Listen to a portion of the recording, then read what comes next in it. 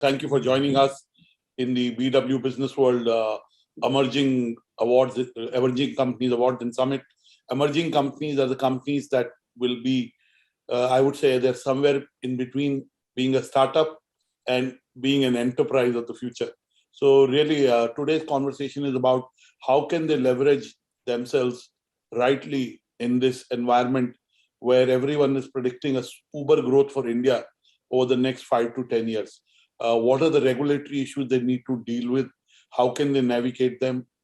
How can they look after compliance? Because compliance is taking up their time, money, and effort in their mind space. And most importantly, the two issues that really that you can throw light on are raising capital. It's raining IPOs, both from the primary and secondary markets. Money is abundantly available. And second is the fact becoming a technology play. If you're a company, you need to be a technology company, whatever business you're in. So we couldn't have had anybody better than you, Mr. Ravi, with your background experience in advising entrepreneurs, companies, and even being part of the policy making in the country. So I would like you to start with a quick remarks to give a background of why you believe the next few years are the best years for emerging companies to grow and leverage from the business environment that exists in India. So first of all, thank you, Dr. Batra, for inviting me. The first and foremost factor that is there is the transformation that has from traditional business to the non-traditional business or to the new age business. So this transformation has been happening over the last 10 years, but it has accelerated in the last 5 to 7 years. And you have seen a lot of growth of fintech companies, neobanks. You've seen a lot of service providers. You see Credex type of company. You see companies which have, you have, of course, the successes behind like Paytm, but you have the new companies which are very robust and are coming up in all fields. Let it be financial services, let it be manufacturing, and let it be robotics, let it be artificial intelligence. So what worries everybody is in the space of the emerging companies and startup is the cost of compliance for them and the amount of compliance that they have to do.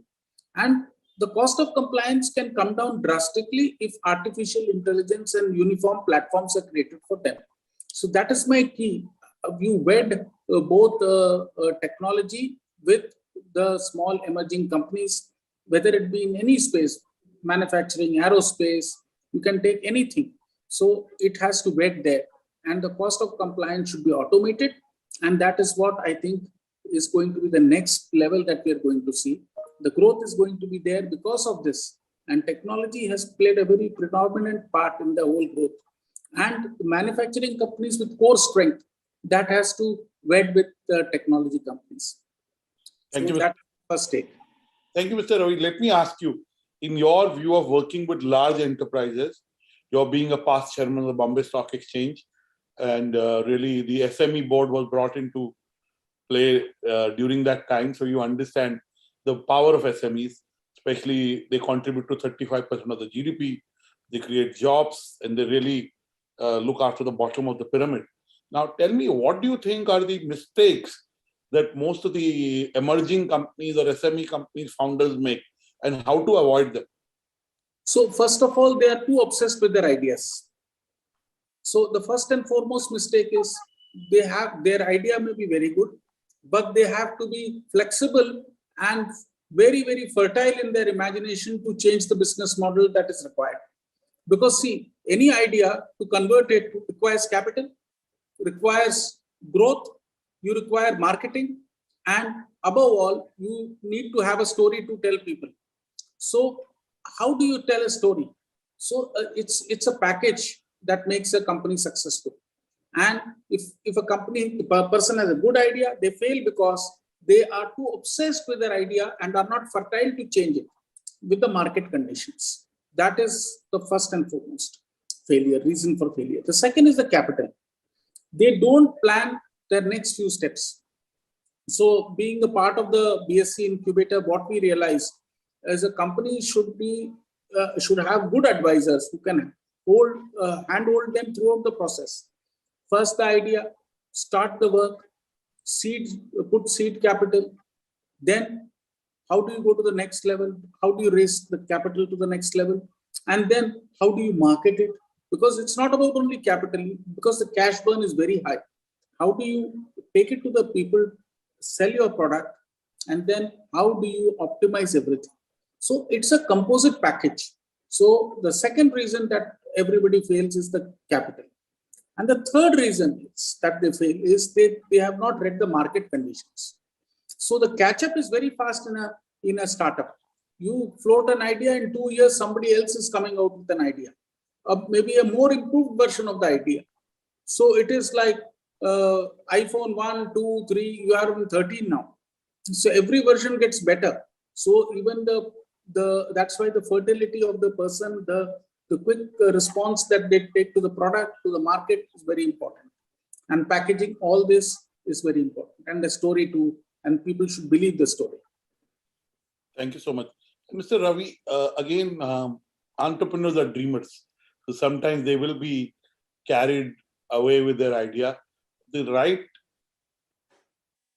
sounding boards are mentors.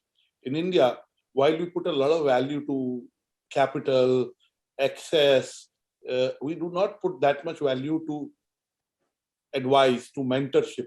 Do you think that has changed in the last few years? Do you believe it needs to change? Because if you are specialist mentors and you have wise people who may not understand technology, but they understand the environment, they understand capital, they understand regulatory frameworks, they understand how the government thinks, especially if you're in a new area like cryptocurrency or blockchain or gaming or NFT, there is a policy risk also involved. So do you think mentorship for emerging company entrepreneurs can be a panacea for all their ills? So you have raised a very good point. Mentorship is a very, very valuable thing. And advice in the right form with a positive set of people is always good. And advisors and mentors can be people who can polish the ideas, so to say. Because ideas, as you say, they are dreamers. So the dream has to be put in a box of success, has to be put in a small box. And that box is very important. Now, the other point is a mentor can be a risk manager also. The mentor can be an entrepreneur also. Mentor can be a person who can help them reach out for policy. So a mentor would have had an experience of his lifetime, would have made some great success somewhere. And then you take the help of the mentor and you go according to the mentor's chart, use your own idea, take all the, at the end of it, the buck stops with the entrepreneur. Mentor is a person who can put the boundaries for a person. And that boundary is, if you adhere, we are going to be successful. So mentorship has taken a new role. Let me tell you, at least I know 11, 12 people, 13 people in the IT space, in the fintech space, in the banking sector who have become mentors. And they have seeded many companies. And I can tell you one such person, I won't name. He said, I'm ready to not take any fees, but I'm ready to put whatever fees into my equity. So they both got wedded in that sense. They both took the challenge together, and some great companies have made out of this model.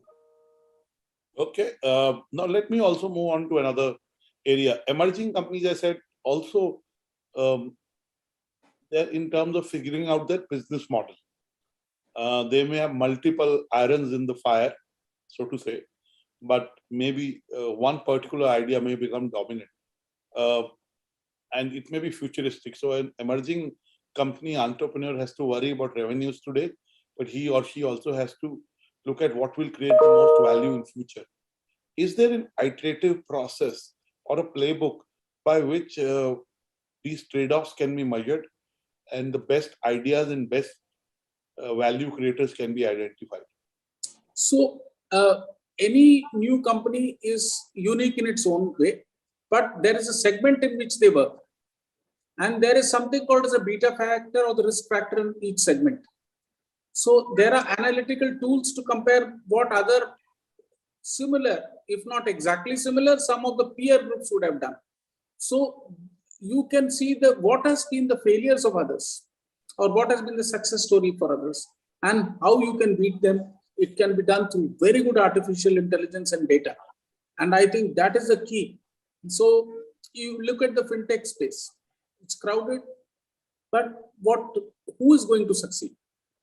Those who are going to have a strong business model, who have learned from other people's experience, who have learned how they can make themselves unique in their own space. So everybody is talking of cryptocurrencies. There are so many companies, platforms, but who is unique? So that uniqueness, along with artificial intelligence and the path which you mentioned, path is a very important thing. So one has to calibrate their path. See, this is where I am today. This is my deficiency. This is my strength. And this is where the failures of others have happened or successes have happened. And you go and measure it each stage and move forward. And that's the only way one can succeed. Okay, Mr. Ravi, again, entrepreneurs are dealing with trade-offs, right? Whether it's deployment of capital, whether it's deployment of time. Now, in an environment that is constantly changing, especially, as I said, the new areas, emerging areas of blockchain, crypto, gaming, how do you minimize policy risk, especially for the entrepreneur and his or her investors? So policy risk is perpetual. Let me tell you this. If you look at... I said minimize, I didn't say eliminate. It cannot be eliminated. Yeah. So again, so for example, just let me tell you, digital banking is one policy which is going to come. RBI has announced the policy. So I think it's important for a person to evaluate themselves. Where do they fit in a prospective policy? So for example, in the crypto space, I saw a very unique thing. They said, no, we are not platform, we are not an exchange, but we are a university. We will teach crypto. So what happens? There is no policy that is drive a crypto university or a crypto education. So, right. So within the space, you can find safe places where you can develop yourself. And I think very important is a reasonable forecast. You know where the global trends are moving. For example, crypto, you said, gaming, you said. So the global trends are visible. So so you see a 3-year-old child or a 5-year-old child now is interested in gaming instead of toys. So where is the trend going? So one has to be very clear about the trends that are there, the trade-off which you mentioned, and I'm very clear about the direction which one has to take. So within the policy framework, you know what is the policy that is going to come. You know roughly the global policies, and you know where it is going to head. So the policy, normally everybody knows any policy in India takes 5-7 years. Take the insurance sector. Till it did not open, it was 24%, then where it went today. So it takes that 10 years of period for a policy to be there. So you have to ride with it. You have to forecast your policies. And within that policy, you have to work out that this policy is safe and we can take a risk in that. So I think it's all about risk mitigation. Thank you so much. We are doing this conversation almost 10 days before the budget. And again, this budget, as you've written for Businessworld also, is a very important budget. This is not a normal budget. This budget is ahead of the crucial assembly elections. This is in the backdrop of a almost 2-year-old pandemic. So what do you think will happen in the budget? What are your expectations? And how do you think it helps the emerging companies ecosystem? So all emerging companies have one basic issue is the IT and artificial intelligence and the computer peripherals. And you see today also I saw a report, semiconductors are absolutely not available. There is a shortage. So I feel that there will be something on this so that the IT infrastructure is sort of fully there. And that is one thing that I strongly feel. And I'm advocating this at all places because we have a lot of import backlog on that, and the companies are hungry for it. And I think the IT infrastructure and the whole peripheral phone, etc., will only go only once semiconductors are. This is one thing that I very strongly feel. The second thing that I feel is logistics, which is very important. We have seen the pandemic and how logistics has played a very important role in the whole space of supply chain. So I think that is another area which will also include rural logistics also. So that is a second thing. I see a lot of push on the on technology with agriculture. That is what I see. Soil testing and many other such things which we will witness in the agriculture sector. But from a budget viewpoint, I feel very strongly focus will be on agriculture, semiconductor, but the most important thing, because we have challenged the world in a way by Atmanirbhar, and Atmanirbhar does make every Indian proud. And I think the import substitution, item by item, needs to be encouraged. And that is what I feel, especially in the handicraft and the export sector, because export of handicraft and textile is the second largest employer today. So I see that, and we have a very steep competition with Bangladesh, Vietnam, and all these other countries. So I think if we have to put our footprints into the global market, I think very important that the textile exports needs to be promoted. And similarly, agri exports also needs to be promoted. You have seen the importance of haldi in this whole pandemic. And such things, organic food, all this will play a big role in this budget. And I see a lot of SOPs coming into this. Thank you, Mr. Ravi. Also, let me ask you that when we talk of budget, for at least the last 10 years, if not more, there has always been this expectation that income tax will be replaced by an expenditure tax. Do you think this will happen in this budget? I don't think so. And why you believe that it won't happen? So actually, is it a good idea, Mr. Ravi? No, it is a good idea, but we are not prepared. At this point, we are not prepared. We have to streamline first faceless transactions, faceless appeals. There are many things, even what people faced in terms of the IT system that was prevalent was, in the lockdown period, we couldn't file our returns. So I think government is cognizant. Surely they are cognizant of the fact that the SSCs have been troubled a lot by all this. So I think this is not a time to transit. Because it's a good, in the long run, it's good. But I think if it even comes at any stage, there will be a time moratorium that will be given to shift. Because that's not a bad idea. A time for transition, right? Absolutely. So doing it with proper planning, being ready for it, and there being a transition between them. Now, Sure. Two more issues that are very important is one is inflation, right? And the other is employment, and they are in some way linked. When the employment does well, demand is better. Demand is better, inflation is checked. And as I was reading in Fareed Zakaria column, he talks about how the leaders of the world are more worried about politics than they are worried about economics, and hence inflation is very, very high. So what is your commentary there, especially keeping in view that the budget is 10 days away from us? Do you think the government will bring in extra measures to check inflation? My first answer to the whole thing about politics versus economy. So if you look at the last 2 years, the pandemic has put all the economies in a spin. With all the SOPs that have been given, all the relief that has been given.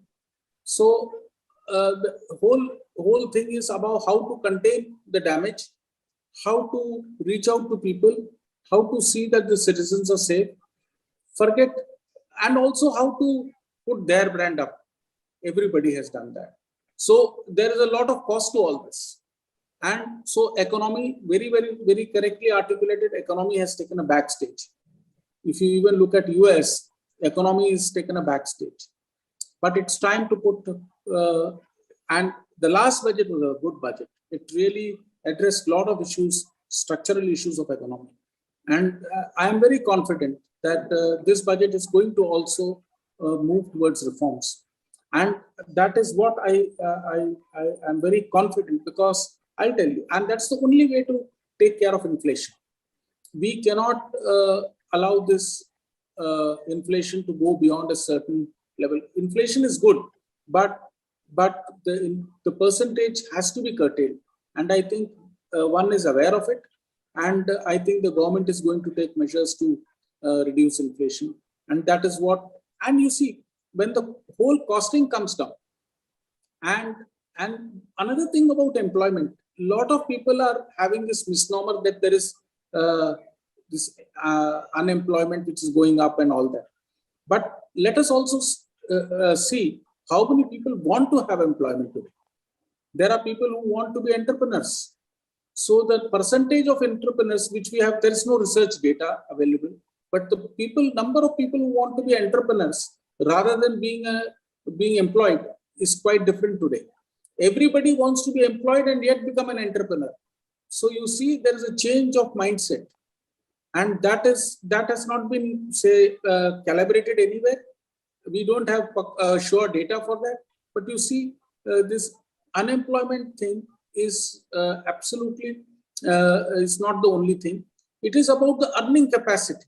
We should talk of earning capacity of the Indians, of our citizens.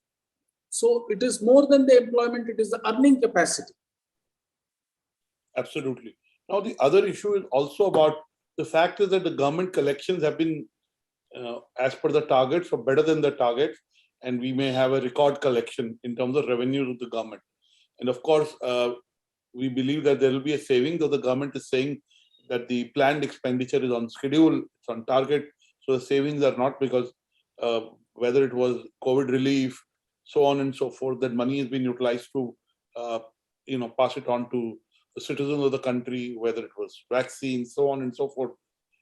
Now, where do you think, if the government has a surplus, where do you think the government should be investing to be able to bring the economy back? Of course, infrastructure overall is one area, healthcare infrastructure is another area, building digital capabilities is another area. Tell us, where should the government be spending if there are surpluses? So all the three areas are important. And CapEx has to go into CapEx, and infrastructure is one thing that money has to flow. There is no, it is inevitable, because unless there is infrastructure in any form and CapEx, this whole earning capacity of companies is going to reduce. So I'm not talking of the big companies, but we were talking of MSMEs and SMEs. And how do they start earning better? So if they have better infrastructure, for example, in the last budget, we talked about textile park. So if the textile park takes off and all the benefits come in from there, and from good port facilities are given, the cost is going to come down. So I think more important is the infrastructure is very important, and infrastructure and CapEx, that is very, very important in my view. My last question to you, Mr. Ravi. 2021 and 2020 were difficult years, both from a lives and livelihood standpoint. Lots of jobs were lost. So infrastructure spending can also bring back these jobs, because there is a trickle-down impact. The subcontractor employs people, the vendors employ people.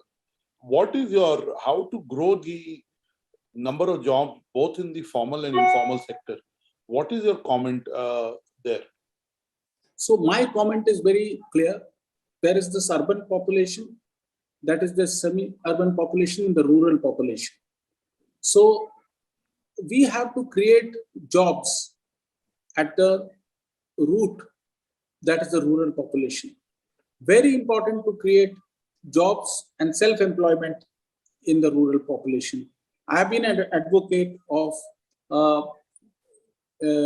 decongesting the cities, people to move towards rural areas, smart villages, smart cities, because there the infrastructure is getting developed, communication is there, transport mechanisms are there, and people are close to their home, the cost will come down.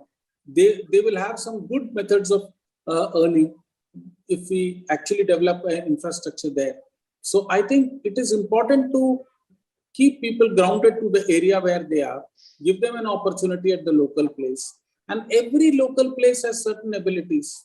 You take Tirupur, it has certain ability. Now, let me give you one example. BHEL, when it was conceived, the whole city of BHEL got uplifted because the SMEs came into place there. A lot of SMEs grew there, and the whole township grew with it. So I think that is a classic example of Trichy, how it got developed. So I think this is one very old example, but I think we can create smaller cities with a small hub based on what their strength is. Somebody like, for example, some states could be good in terms of providing medical facilities. For example, you take Isabur. There are 2-3 states which have abundance of it. So can we do something there? So I think it cannot be a universal formula. I think it has to be grounded. It has to go and reach to the bottom of the pyramid. Very important. Thank you so much, Shri SRavi, for talking to BW Businessworld at the Emerging Companies Forum. Hopefully, over the next few days and weeks, pre-budget and post-budget, we'll be in conversations with you to deep dive into issues and expectations that the business fraternity and the citizens have from the budget. Thank you for being here, and my gratitude from the Businessworld team.